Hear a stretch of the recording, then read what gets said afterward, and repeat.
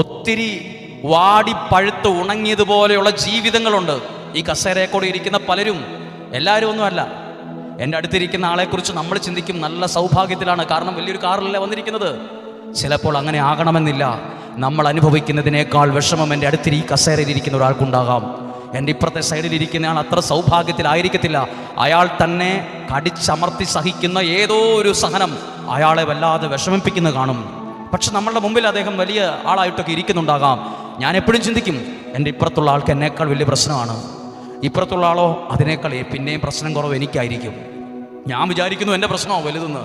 കേൾക്കുമ്പോഴാണ് അറിയുന്നത് അപ്പുറത്തെ പുള്ളിക്ക് നമ്മളെക്കാൾ വലിയ വിഷയമാണ്. ഞാനിപ്പോൾ നിങ്ങളോട് പറഞ്ഞത് ചെടിയെക്കുറിച്ചാണെങ്കിൽ ജീവിതങ്ങളും ഇതുപോലെയാണ്. കുടുംബജീവിതം പലരുടെയും ഇങ്ങനെയാണ്, സാമ്പത്തികം ഇങ്ങനെയാണ്, വാടി പഴുത്ത് ഉണങ്ങിയതുപോലെ. ചിലരതിനെ നോക്കി പറയുന്നു അത് ഉണങ്ങിപ്പോയി. ഉണങ്ങിപ്പോയിട്ടില്ല, അതിൻ്റെ ചോട്ടിൽ കുറച്ച് വെള്ളം ഒഴിക്ക്. ഏത് വെള്ളം? ടാപ്പിൽ നിന്നോ കുളത്തിൽ നിന്നോ കോരുന്ന വെള്ളമല്ല, ദൈവവചനമാകുന്ന വെള്ളം, പരിശുദ്ധാത്മാവാകുന്ന വെള്ളം അതിൻ്റെ ചുവട്ടിൽ ഒഴിച്ചു കൊടുക്ക്. എവിടെയെങ്കിലും അല്ല, ഒഴിച്ചു കൊടുക്കുമ്പോൾ അതിൻ്റെ മാറ്റം ആ ജീവിതത്തിൽ വെളിപ്പെടാൻ തുടങ്ങും. ആ ജീവിതം മാറാൻ തുടങ്ങും. പലരും അങ്ങനൊന്നും ചെയ്യാറില്ല. ദൈവവചനത്തിന് അത്രയും ശക്തിയും വിലയും പവറും ഉണ്ട്. ഹല്ലേലൂയ. ഒന്നുറക്കെ പറഞ്ഞേ ഹല്ലേലൂയ. ഒരു കരം ഉയർത്തി ചേർന്ന് പറഞ്ഞേ ഹല്ലേലൂയ, ഹല്ലേലൂയ. ദൈവവചനത്തിന് അത്രയും ശക്തിയുണ്ട്. ഞാൻ വേഗത്തിൽ പറയുകയാണ്. വിശുദ്ധ ഗ്രന്ഥത്തിൽ യാക്കോബ് ശ്ലീഹ എന്ന് പറയുന്ന യാക്കോബ് ശ്ലീഹയുടെ ലേഖനമുണ്ട്. അതിൻ്റെ 1-ാം അധ്യായം, ബൈബിൾ എടുക്കുന്നില്ല, 1-ാം അധ്യായം 22 മുതലുള്ള ഒരു പാരഗ്രാഫാണ്. അതിൽ യാക്കോബ് ശ്ലീഹ ദൈവവചനത്തെക്കുറിച്ച് പറയുന്നത് കണ്ണാടി പോലെയാണെന്ന് പറയുന്നുണ്ട്. ദൈവവചനം കണ്ണാടിയിൽ നോക്കുന്ന മനുഷ്യന് തുല്യനാണ്. ഒരു മനുഷ്യൻ അതേ നോക്കിയിട്ട് വെറുതെ കടന്നു പോകുന്നു, അവനൊരു ഗുണവുമില്ല. ആരാണോ ഈ കണ്ണാടിയിൽ നോക്കിയിട്ട് വേണ്ട മാറ്റങ്ങൾ വരുത്തുന്നത് അവൻ്റെ ജീവിതം മാറും എന്ന് എഴുതിയിട്ടുണ്ട്. യാക്കോബ് ശ്ലീഹ എന്തിനാണ് കണ്ണാടി എന്ന വാക്ക് അവിടെ കൊണ്ടുവന്നത് എന്ന് ഒരു വാക്കിൽ, വെറുതെ ഒരു വാക്കിൽ ഒന്ന് പറയണം, ശ്രദ്ധിക്കാമോ? നിങ്ങളുടെ വീട്ടിൽ എന്തുണ്ട്? മുഖം നോക്കുന്ന വിവിധ വിലകളുള്ള കണ്ണാടിയുണ്ട്. ആ കണ്ണാടിയുടെ മുമ്പിൽ നിങ്ങൾ നിൽക്കുമ്പോൾ നിങ്ങളുടെ വസ്ത്രം കറക്റ്റാണോ, നിങ്ങളുടെ തലമുടി കറക്റ്റാണോ, നിങ്ങളുടെ മുഖം കറക്റ്റാണോ, നിങ്ങൾ കൃത്യമായി തലമുടി ചീകി കെട്ടിയിട്ടുണ്ടോ, നിങ്ങളുടെ വസ്ത്രത്തിൻ്റെ ബട്ടൺസ് കാര്യങ്ങളൊക്കെ കറക്റ്റാണോ ഇട്ടിരിക്കുന്നത്? കണ്ണാടിയിൽ നോക്കുമ്പോൾ നമുക്ക് കൃത്യമായി മനസ്സിലാകും. നമ്മൾ കണ്ണാടിയുടെ മുമ്പിൽ നിന്ന് ആ ബട്ടൺസ് എല്ലാം ക്ലിയർ ചെയ്യും. ഒതുക്കാത്ത മുടികൾ ഒതുക്കും. വേണ്ട കാര്യങ്ങളെല്ലാം നമ്മൾ കണ്ണാടിയുടെ മുമ്പിൽ നിന്ന് ചെയ്യും. എന്നിട്ടാണ് നമ്മൾ കാറിലോട്ട് കയറുന്നത്, പള്ളിയിൽ പോകുന്നത്, ഓഫീസിൽ പോകുന്നത്, എല്ലാം കണ്ണാടിയുടെ മുമ്പിൽ നിന്നാണ്. യാക്കോബ് ശ്ലീഹ പറയുന്നു ദൈവവചനവും ഒരു കണ്ണാടി പോലെയാണ്. ഇത് മുഖം കാണുന്ന കണ്ണാടിയല്ല, ഇതാണ് ജീവിതം കാണിച്ചു തരുന്ന കണ്ണാടി. എൻ്റെ ജീവിതത്തിൽ എവിടെയാണ് തിരുത്തേണ്ടത്, എന്താണ് ഞാൻ മാറ്റേണ്ടത്, എവിടെയാണ് ഞാൻ മാറേണ്ടത്, ഈ കണ്ണാടി നിങ്ങളോട് പറയും. ഹല്ലേലൂയ. ഇനി ശ്രദ്ധിക്കണം, അതല്ല പ്രധാനപ്പെട്ടത്, അത് പ്രധാനപ്പെട്ടത്. ഒപ്പം ഒരു കാര്യം ശ്രദ്ധിച്ചു. നമ്മളുടെ വീട്ടിൽ, എൻ്റെ വീട്ടിൽ 25,000 രൂപയുടെ ഒരു കണ്ണാടി ഉണ്ടെന്ന് കരുതുക. നല്ല കണ്ണാടിയാണ്. പക്ഷേ ആ കണ്ണാടി ഞാൻ എടുത്ത് ഇത്രയും ഉയരത്തിൽ പിടിച്ച് ഈ ടൈൽസിലേക്ക് ഇട്ടാൽ എന്ത് സംഭവിക്കും? അത് 100 കണക്കിന് കഷ്ണങ്ങളായി പൊട്ടിച്ചെതറിപ്പോകും. അപ്പോൾ ഒരാൾ പറഞ്ഞു, സാരമില്ല, പൊട്ടിപ്പോയാലും കുഴപ്പമില്ല, അപ്പുറത്ത് നല്ല ഇനം പശ മേടിക്കാൻ കിട്ടും, അത് വെച്ച് നമുക്ക് ഒട്ടിച്ചെടുക്കാം. ഈ ലോകത്തിൽ കിട്ടാവുന്ന ഏറ്റവും നല്ല പശ മേടിച്ച് ഒട്ടിച്ചാലും ചിലപ്പോൾ ഒട്ടിയിരിക്കും, പക്ഷെ പൊട്ടിയ പാടുകൾ മാറത്തില്ല. ആ കണ്ണാടിയിൽ നോക്കിയാൽ നമ്മുടെ മുഖം, ആ ഓരോ പൊട്ടിയ കഷ്ണത്തിൽ ഓരോ മുഖങ്ങൾ കാണും. നമ്മൾ അതിനെ കൊണ്ട് കളയും, ഉപേക്ഷിക്കും. കണ്ണാടി പൊട്ടിപ്പോവും. എന്നാൽ ഈ കണ്ണാടിയുടെ പ്രത്യേകത നമ്മുടെ ജീവിതം എത്ര പൊട്ടിപ്പോയാലും ഈ കണ്ണാടിയിൽ നോക്കിയാൽ ആ ജീവിതം ശരിയാകാൻ തുടങ്ങും. അതല്ലേ ചില അച്ഛന്മാർ പറയില്ലേ, അല്ലെ ചില ആത്മീയമായി നിൽക്കുന്നവർ പറയില്ലേ, നിങ്ങൾ തമ്മിൽ കുടുംബത്തിൽ ഒത്തിരി പ്രശ്നമുണ്ടല്ലോ, നിങ്ങൾ ഒരാഴ്ച ആ സ്ഥലത്ത് പോയി ഒന്ന് പ്രാർത്ഥിക്കുക. അവർ പ്രാർത്ഥിക്കാൻ വേണ്ടി ബാഗൊക്കെ ആയിട്ട് ധ്യാനത്തിന് വരുമ്പോൾ അവർ പറയും, ചിലപ്പോൾ ഒറ്റയ്ക്ക് വരും, പറയും, എനിക്ക് കുടുംബജീവിതം അടുത്തു, ഈ മനുഷ്യൻ്റെ സ്വഭാവം അങ്ങനെയാണ്, ഈ വ്യക്തി ഇങ്ങനെയാണ്, ഞങ്ങൾ ഒത്തുപോകുമെന്ന് തോന്നുന്നില്ല എന്ന് ധ്യാനം തുടങ്ങിയ സമയത്ത് എപ്പോഴോ കണ്ടപ്പോൾ പറഞ്ഞയാൾ ഒരു 3-4 ദിവസം ഈ കണ്ണാടി തുറന്നു വെച്ച് അവരുടെ ജീവിതത്തെ ഇതിലേക്ക് നോക്കിയപ്പോൾ അവർ പറയുന്നു, ഞങ്ങൾക്ക് ഒരുമിച്ച് ജീവിക്കണമെന്ന് ഞങ്ങളുടെ മനസ്സിൽ തോന്നുന്നു, ഞങ്ങൾക്ക് 2 പേർക്കും കൂടെ ഒരുമിച്ച് കാണാൻ പറ്റുമോ? എവിടെ നോക്കിയപ്പോൾ അവർ ശരിയായത്? മുഖം നോക്കുന്ന കണ്ണാടിയിൽ നോക്കിയപ്പോഴല്ല. യാക്കോബ് ശ്ലീഹയുടെ ഭാഷയിൽ പറഞ്ഞാൽ ഈ കണ്ണാടിയിൽ നോക്കിയപ്പോൾ അവരുടെ ജീവിതം ശരിയാകാൻ തുടങ്ങി. തകർന്നു പോയ, പൊട്ടിപ്പോയ, പല കഷ്ണങ്ങളായി പോയ പല ജീവിതങ്ങളും ശരിയായത് ഈ ദൈവവചനമാകുന്ന കണ്ണാടിയിൽ നോക്കിയ പിന്നെയാണ്. ഹല്ലേലൂയ. ആണോ അല്ലയോ? ഉദാഹരണം പറയുകയാണ്. എനിക്ക് അറിയത്തൊന്നുമില്ല, ഈ കേരളത്തിലെ ഒരു സ്ഥലമാണ്, ഞാൻ അവിടെ പോയിട്ടില്ല, എനിക്ക് അറിയത്തുമില്ല. പക്ഷെ ഒരു സഹോദരി, ആ സഹോദരിൻ്റെ വാട്സപ്പ് നമ്പർ മേടിച്ചിട്ട് മെസ്സേജ് ഇട്ടത് ദേഷ്യത്തിലാണ്. ഞാൻ പല പ്രാവശ്യം നിങ്ങളെ വിളിച്ചു, നിങ്ങളെന്നാണ് എഴുതിയിരിക്കുന്നത്, നിങ്ങളെ വിളിച്ചു, നിങ്ങൾ ഫോൺ എടുത്തില്ല. ഞങ്ങളെപ്പോലുള്ളവർ വിളിച്ചാൽ എന്താണ് ഫോൺ എടുക്കാത്തത്? അതാണ് ഫോണിൽ നോക്കിയപ്പോൾ സേവ് ചെയ്യാത്തൊരു നമ്പറിൽ നിന്ന് മെസ്സേജ് വന്നിരിക്കുന്നത്. അപ്പോൾ ഞാൻ നോക്കിയത് ആരാണാവോ? ഞാൻ അന്നേരം വിളിച്ചു, ഇപ്പോൾ വിളിക്കാം എന്ന് പറഞ്ഞ് ഞാൻ വിളിച്ചു. അവർ ഫോൺ എടുത്തു. അവർ ആദ്യം സംസാരിച്ചത് എന്നെ ഫാദർ എന്നോ അച്ഛനെന്നോ അതിസംബോധന ചെയ്തിട്ടല്ല, നിങ്ങൾ. അപ്പോൾ ഞാൻ ചോദിച്ചു, നിങ്ങളൊരു ക്രിസ്ത്യനാണോ അതോ മറ്റേതെങ്കിലും മതത്തിലുള്ള ആളാണോ? അല്ല, ഞങ്ങൾ ക്രിസ്ത്യാനിയാണ്. എന്താണ് പേര്? ആ പേര് ഇന്നതാണ്. എന്താണ് വിഷയം? എന്താ അങ്ങനെ അർജൻറ്റായിട്ട് വിളിച്ചത്? ഞാൻ വിളിച്ചതൊരു പ്രധാനപ്പെട്ട കാര്യം പറയാനാണ്. അപ്പോൾ ഞാൻ ചോദിച്ചു, എന്ത് പറയാനാണ്? അവർ 7 വർഷം പ്രണയിച്ചാണ് വിവാഹം ചെയ്ത ആളാണ്. പാവപ്പെട്ടവനോ കൂലിവേലിക്കാരനോ ഒന്നുമല്ല, ആ ദേശത്തെ ഏറ്റവും വലിയ സമ്പന്നനായ ഒരു വ്യക്തിയുടെ മകളാണ്. ആരെയാണ് ഇഷ്ടപ്പെട്ടത്? അതേ ഇടവകയിലുള്ള, അതേപോലെ തന്നെ സാമ്പത്തികം ഒപ്പത്തിനൊപ്പമുള്ള വേറൊരു കുടുംബത്തിലെ അവരെയാണ് ഇഷ്ടപ്പെട്ടത്. അവർ പ്രണയത്തിലാണെന്ന് 2 വീട്ടുകാർക്കും വ്യക്തമായി അറിയാമായിരുന്നു. പക്ഷെ ആ ബന്ധം ഒരിക്കലും പിരിക്കേണ്ടതായി അവർക്ക് തോന്നാത്തത് കൊണ്ട് ആർക്കും എതിരഭിപ്രായവും ഇല്ലായിരുന്നു. അത് ആഘോഷമായി തന്നെ നടത്തി കൊടുക്കുകയും ചെയ്തു.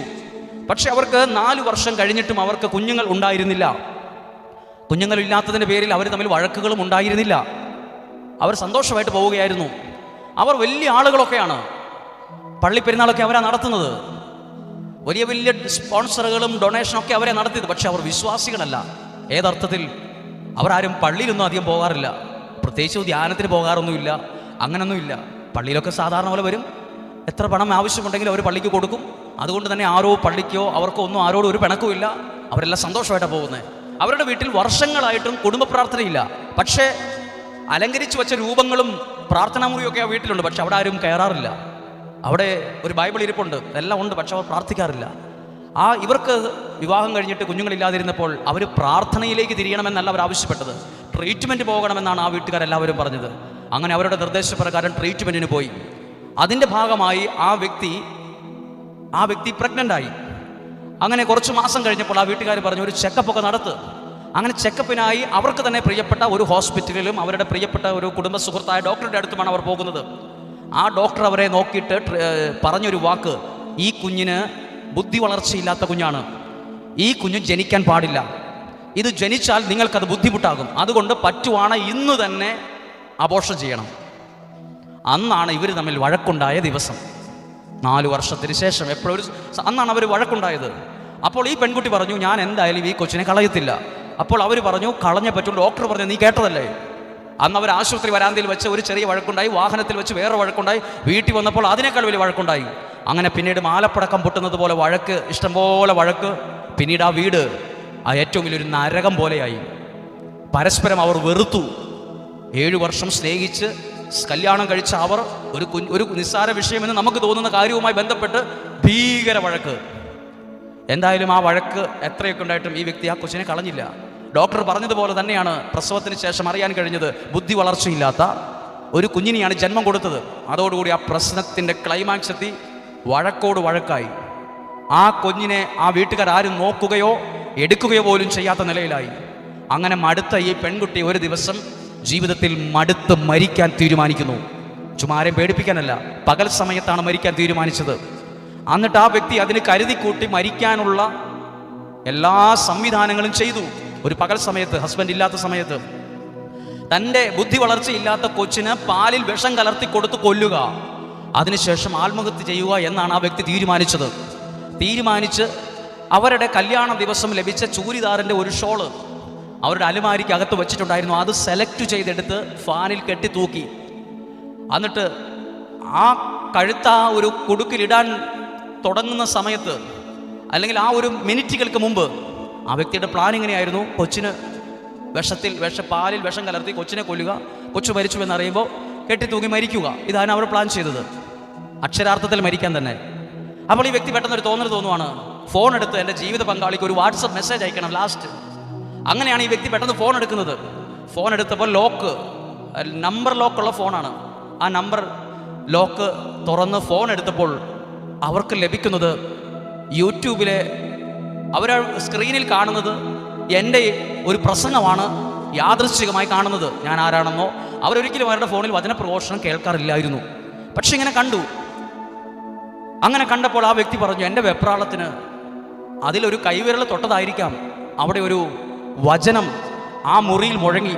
ഏത് മരിക്കാൻ വേണ്ടി ഫാനൽ ഷോള് കെട്ടി കഴുത്തിൽ ആത്മഹത്യ ചെയ്യാൻ തീരുമാനിക്കുന്ന കൊച്ച്, ജീവിതം അവസാനിപ്പിക്കാൻ തീരുമാനിക്കുന്ന സമയത്ത് ഭർത്താവിന് വോയിസ് മെസ്സേജ് എടുക്കാൻ വേണ്ടി വാട്സപ്പ് എടുത്തതാണ്. വാട്സപ്പ് എടുത്ത് വോയിസ് മെസ്സേജ് ഇടാൻ തീരുമാനിച്ചത് പോലും ഇങ്ങനെയാണ്: ഞാൻ മരിക്കുകയാണ്, ഞാനും എൻ്റെ കുഞ്ഞും മരിക്കുകയാണ്. 1 വർഷം കഴിയുമ്പോൾ നിങ്ങൾ മറ്റൊരു വിവാഹം കഴിച്ചേക്കണം. എന്നെ ഓർത്ത് നിങ്ങൾ ദുഃഖിക്കേണ്ട, ഞാൻ നിങ്ങൾക്ക് ഒത്തിരി ദുഃഖം തന്നിട്ടുണ്ട്. നിങ്ങൾക്ക് വലിയൊരു വീടാണ്, നിങ്ങൾക്ക് നല്ല സൗന്ദര്യമുണ്ട്, നിങ്ങൾക്ക് എന്നേക്കാൾ മിടുക്കിയായ ഒരു പെൺകുട്ടിയെ വിവാഹം കഴിക്കാൻ കഴിയും. ആ വ്യക്തിയിലൂടെ നിങ്ങൾക്ക് നല്ല ആരോഗ്യമുള്ള കുഞ്ഞിന് ജന്മം തരും.